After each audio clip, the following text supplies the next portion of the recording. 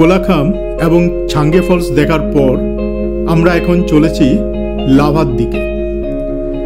এই ছাঙ্গে ফলস থেকে লাভার দূরত্ব হচ্ছে 8 কিলোমিটারের মতো, সময় লাগবে 15 থেকে 20 মিনিট।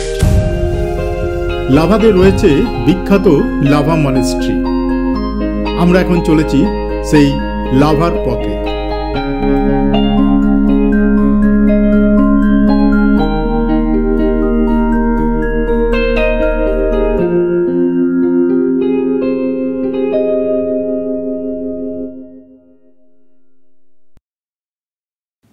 আমরা এখন এসে পৌঁছে গেছি ছোট্ট পাহাড়ি শহর লাভাতে। এই লাভা কালিম্পং জেলার একটা ছোট্ট পাহাড়ি শহর। কালিম্পং থেকে 33 কিলোমিটার দূরে অবস্থিত এই সুন্দর মনোরম পাহাড়ি শহর। প্রায় 7200 ফুট উচ্চতায় অবস্থিত এই শহর। এই হচ্ছে মনেস্ট্রির প্রধান প্রবেশদ্বার। এই মনেস্ট্রির নাম হচ্ছে কাও ঠেকচেন লিং মনাস্ট্রি, বা আমরা আমাদের কাছে পরিচিত লাভা মনেস্ট্রি হিসাবে। আমরা সকল ছাত্র এবং শিক্ষকরা প্রবেশ করছি এই লাভা মনেস্ট্রিতে।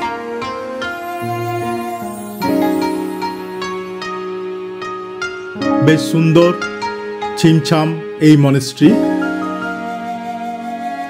সামনেই রয়েছে একটা নির্দেশিকা বোর্ড, সেখানে লেখা রয়েছে কাও ঠেকচেন লিং মনাস্ট্রি, এবং এখানে ভিজিটিং আওয়ার্স হচ্ছে সকাল 5টা 30 থেকে সন্ধ্যে 5টা 30 পর্যন্ত।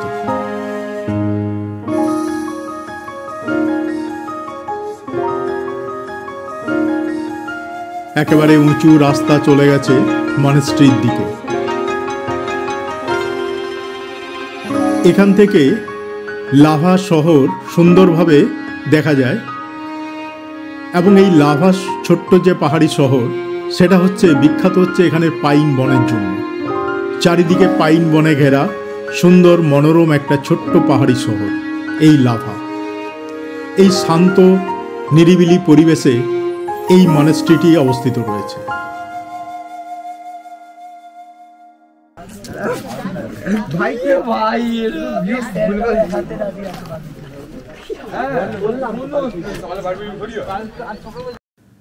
আমরা এখন চলেছি সেই মনেস্ট্রির দিকে।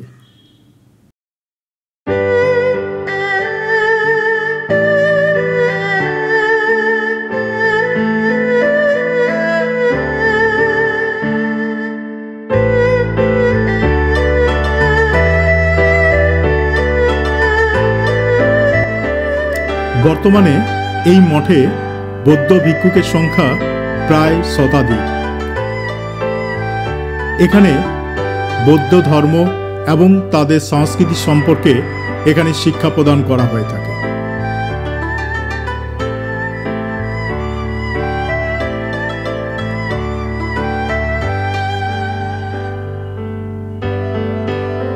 এই সামনে যে সাদা বিল্ডিংটা রয়েছে এটা হচ্ছে বৌদ্ধ ভিক্ষুকদের বাসস্থান এবং আবাসস্থল।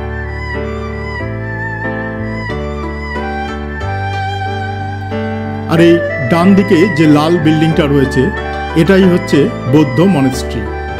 এখানেই রয়েছে বিশাল বুদ্ধদেবের মূর্তি, তাদের উপাসনাস্থল, বসার জায়গা, পাঠাগার, সমস্ত কিছু রয়েছে এই ডান দিকের বিল্ডিংটা।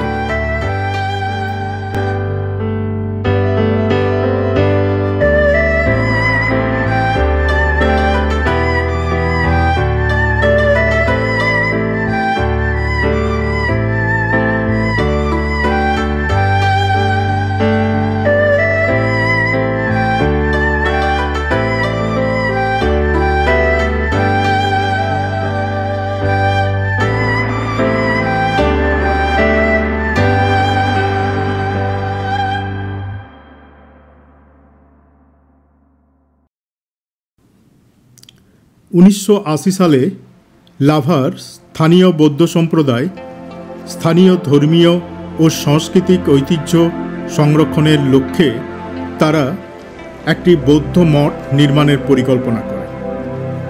তৃতীয় জামগান কাংক্রুল রিম্পোচে এই বৌদ্ধ মঠটি নির্মাণের উদ্যোগ গ্রহণ করেন। 1988 সালের এপ্রিল মাসে এই মঠটির নির্মাণ কাজ শুরু হয় এবং 1990 সালের 6 জুন এই মঠটি জনসাধারণের জন্য খুলে দেওয়া হয়। এই মঠটি তিব্বতী স্থাপত্য শৈলীর সাথে সাদৃশ্যপূর্ণ। এখানে রয়েছে বেশ কয়েকটি প্রার্থনা কক্ষ, লন, বসার জায়গা এবং একটি বৃহৎ বুদ্ধ মূর্তি।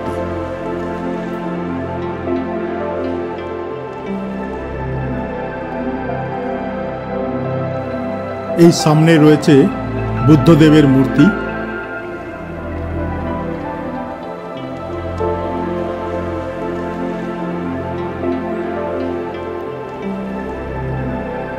মাঝখানে রয়েছে প্রশস্ত জায়গা এবং বসার জায়গা।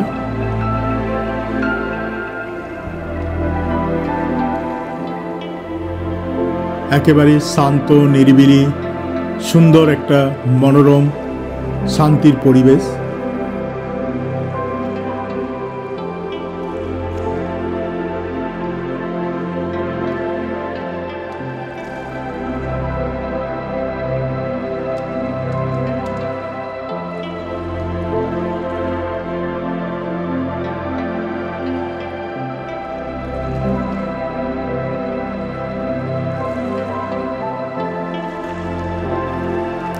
এখান থেকে চারিপাশে পাহাড়ের অপূর্ব দৃশ্য দেখা যাচ্ছে।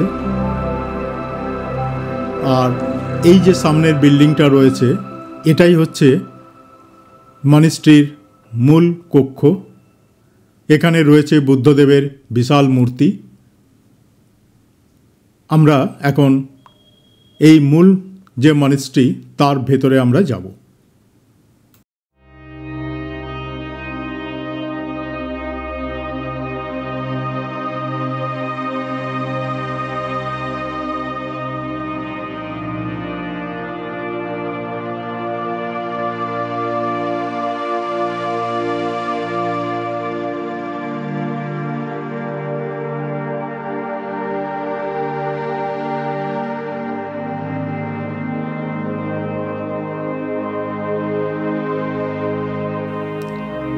সামনেই রয়েছে বুদ্ধদেবের বিশাল মূর্তি।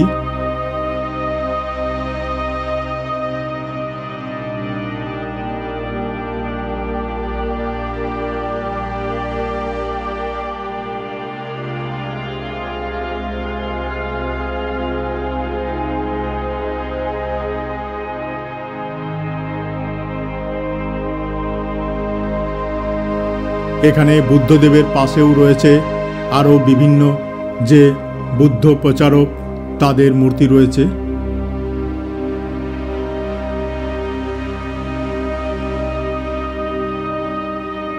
মাঝখানে রয়েছে বুদ্ধদেবের মূর্তি।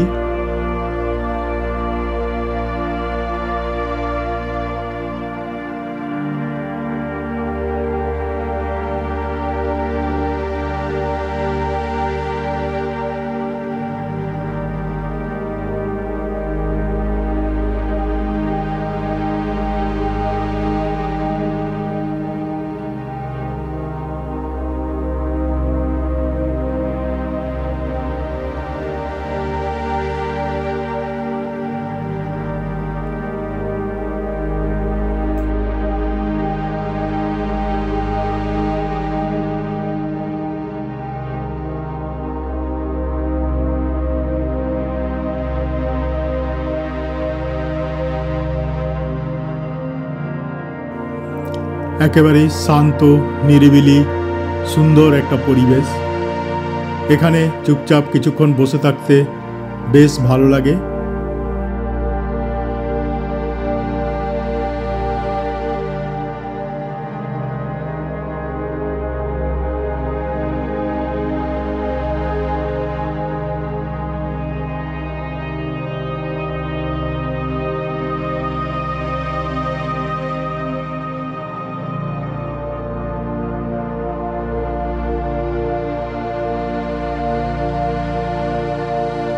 এই মনিস্ট্রির দেওয়ালের গাত্রে বিভিন্ন কারুকার্য খচিত রয়েছে।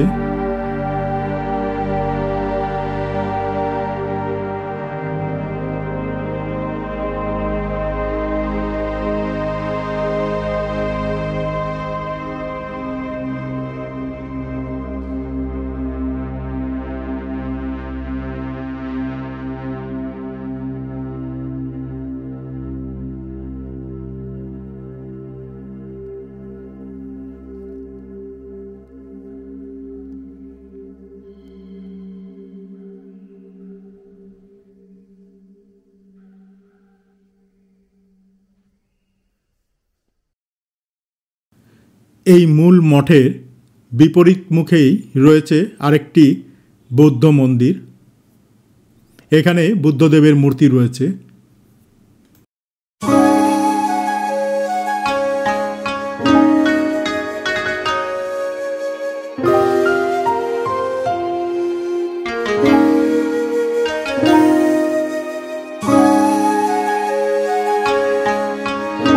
এখানেও রয়েছে বুদ্ধদেবের এক সুন্দর একটা মূর্তি।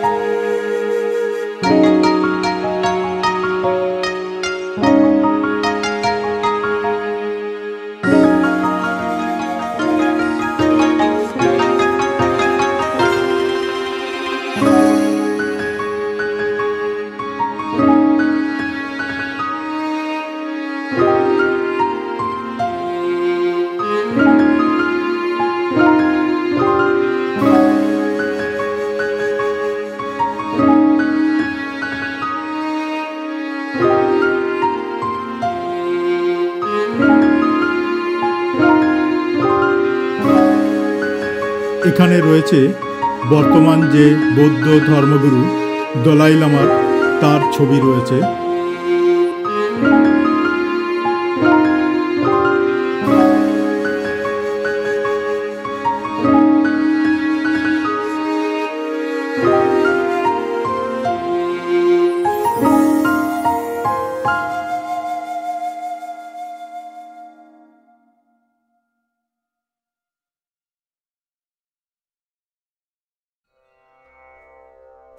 এই মঠের এক পাশে রয়েছে তাদের উপাসনা কক্ষ। এখানে প্রতিদিন সকাল এবং সন্ধ্যেবেলায় উপাসনা বা প্রার্থনা করে থাকে। ধীরে ধীরে সন্ধ্যে নেমে আসছে। আকাশে পড়ন্ত বিকেলের সূর্যের আলোয় এক অপূর্ব মায়াবী পরিবেশ সৃষ্টি করেছে।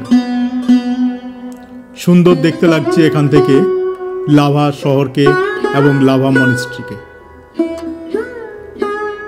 আমরা এখন চলেছি সেই উপাসনা কক্ষের দিকে।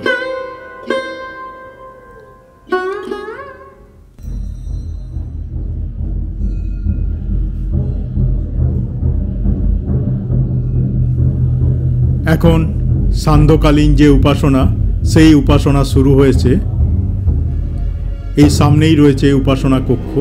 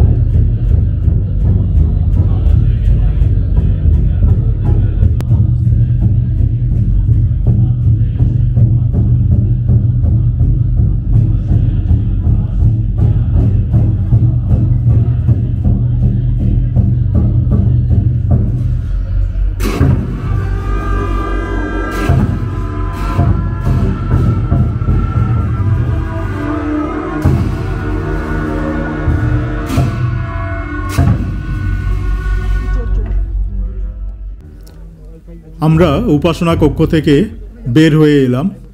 এরপর ছাত্র এবং শিক্ষকদের একত্রে ছবি তোলা হবে। তার জন্য আমরা মূল যে মনিস্ট্রি তার সামনের দিকে আমরা যাব। এখন সকল ছাত্র এবং শিক্ষকদের একত্রে গ্রুপ ফটো তোলা হচ্ছে।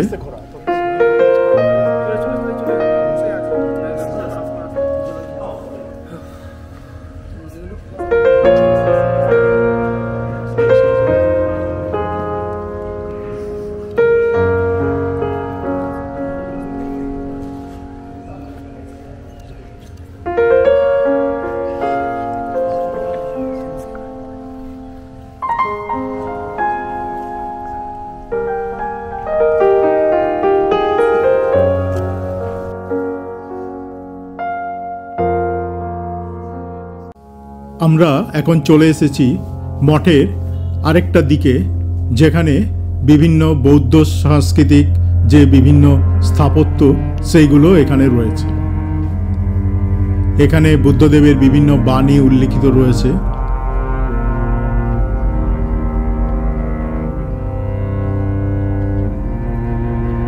তিব্বতীয় ভাষায় এখানে বুদ্ধের বাণী খোদাই করা রয়েছে, লিপিবদ্ধ করা রয়েছে।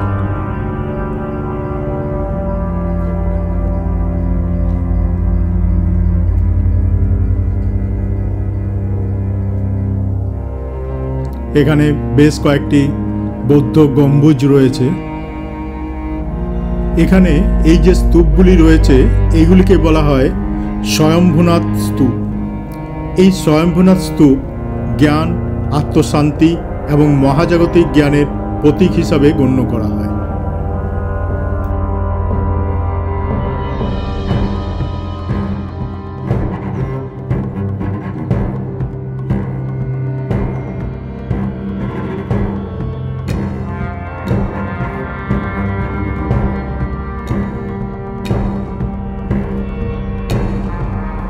এখানে এই যে ঘূর্ণায়মান বস্তুগুলি রয়েছে এগুলিকে বলা হয় মণি চাকা বা প্রার্থনা চাকা নামেও পরিচিত।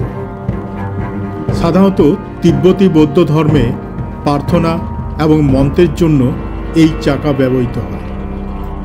বৌদ্ধ ধর্মাবলম্বীদের বিশ্বাস যে এই মণি চাকা ঘোরানো হলে তাদের জ্ঞান, করুণা বিকাশে, তাদের আধ্যাত্মিক পথে অগ্রগতিতে ও যোগ্যতা অর্জনে এবং কর্মচক্র থেকে মুক্তি পেতে সহায়তা করে। এই মণি চাকা হলো নলাকার একটি চাকা। এটা ধাতু বা কাঠ বা পাথর দিয়ে তৈরি হয় এবং এটা একটা হুইলের মধ্যে লাগানো থাকে। এগুলো যেমন আকারে ছোট হতে পারে, আবার অনেক বড় আকারেরও হয়ে থাকে। এই চাকাগুলিতে মন্ত্র খোদাই করা আছে। সাধারণত তিব্বতী লিপিতে 6 অক্ষরের মন্ত্র ওম, মণি, পদ্মে হাম এবং অন্যান্য পবিত্র প্রতীকও খোদাই করা আছে।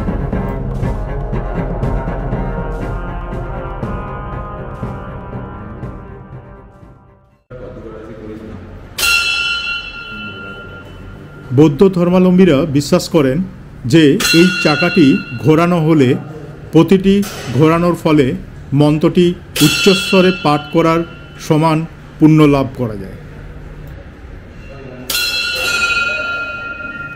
এই কক্ষের ভিতরেও রয়েছে দুটি বৃহৎ মণিচাকা। তিব্বতের আধ্যাত্মিক জীবনের অবিচ্ছেদ্য অংশ হল এই মণিচাকা। তাদের বিশ্বাস যে এই মণিচাকা নেতিবাচক আত্মাকে বাধা দেয় এবং তাদের কোনো ক্ষতি করতে পারে না।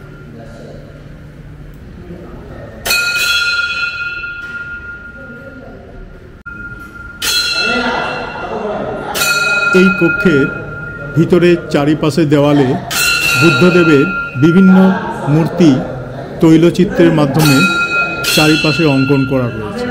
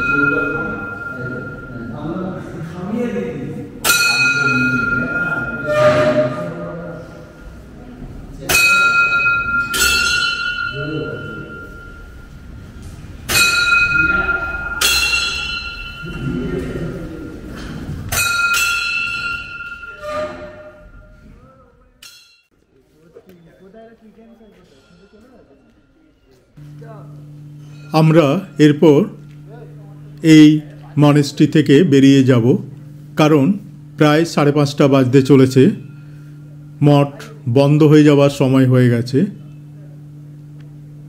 আমরা এরপর এখান থেকে আমরা ফিরে যাব আমাদের হোমস্টে সেই দারাগাঁওয়ে।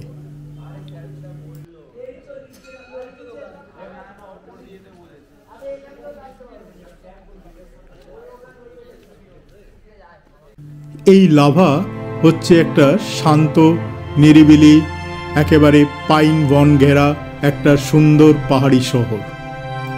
সারা বছরই এখানে মেঘের আনাগোনা দেখা যায়। এক মায়াবী, এক মনোরম সুন্দর একটা পরিবেশ সৃষ্টি করে।